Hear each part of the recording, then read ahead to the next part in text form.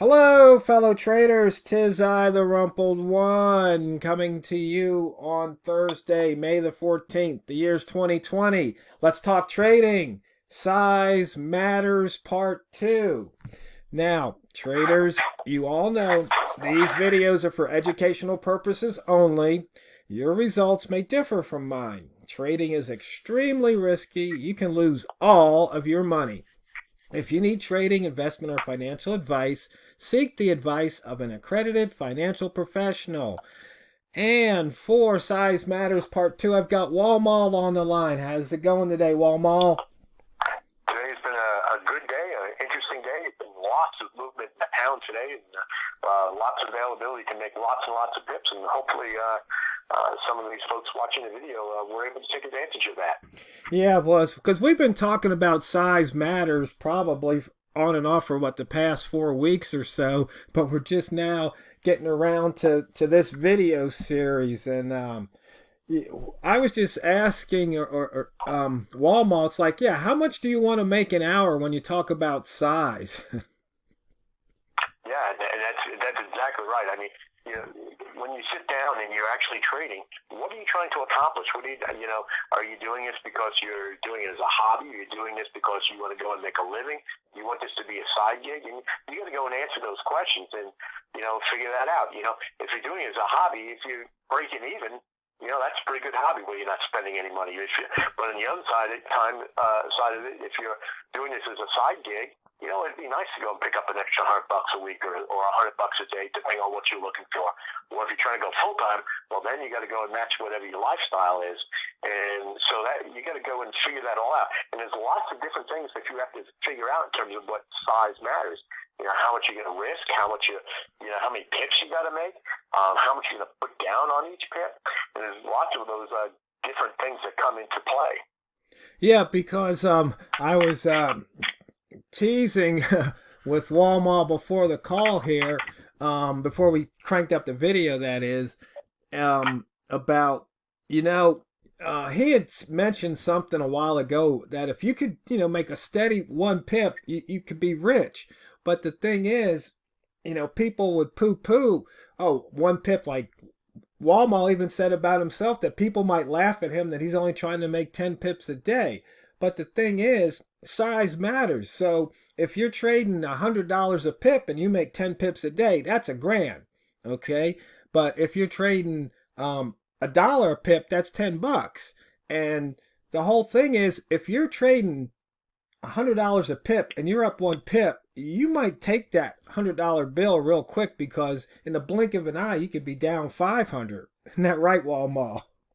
Oh, absolutely. I mean, even today, watching the pound, there were several times where, I was up 2, 3 pips, and then I turn around and, just look right back at the screen, and I'm down 4 or 5 pips, all within, the snap of the finger.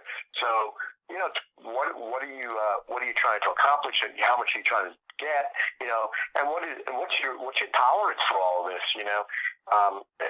one of the things I was talking to TRO earlier, it was one of the things I was saying that, when I first started doing this and I became profitable and I knew I was going to be profitable, I had to go and figure out a couple of things.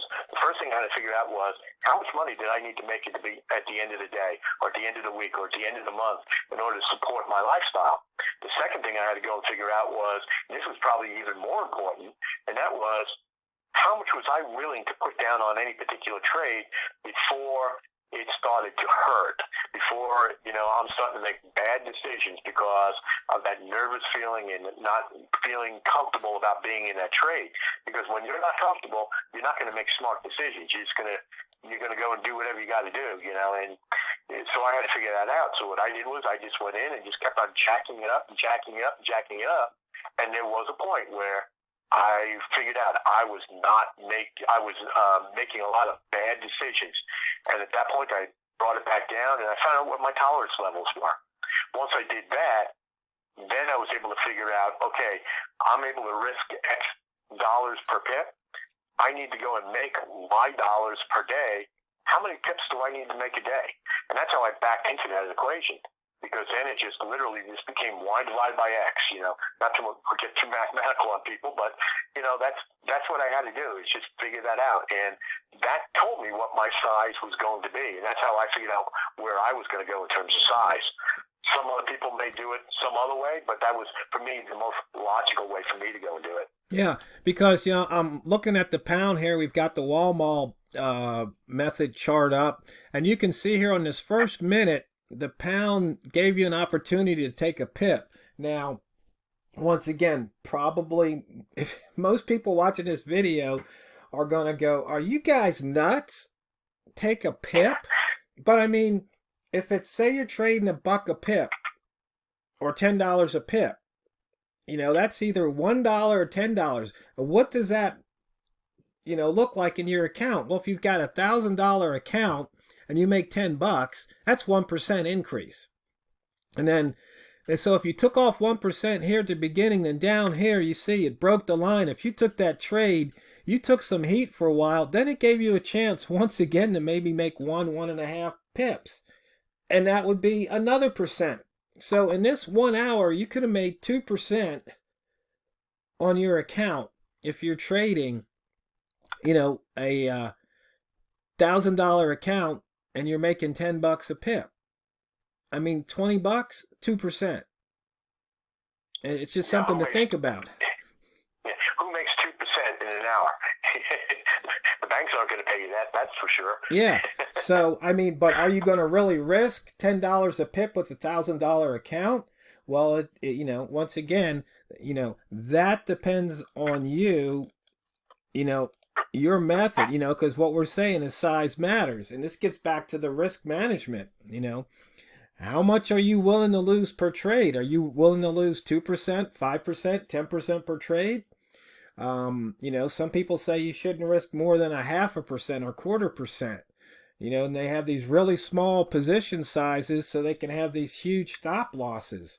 But I mean, you can just sit there and, not make anything just because of your position size. It's like today I put on a trade and I was up, 9, 10, 11 pips, but I had my break even at BE +1. And guess what I got? It was a 0.6 points, because not only did they hit my stop loss, they slipped me 4/10 or 4 points.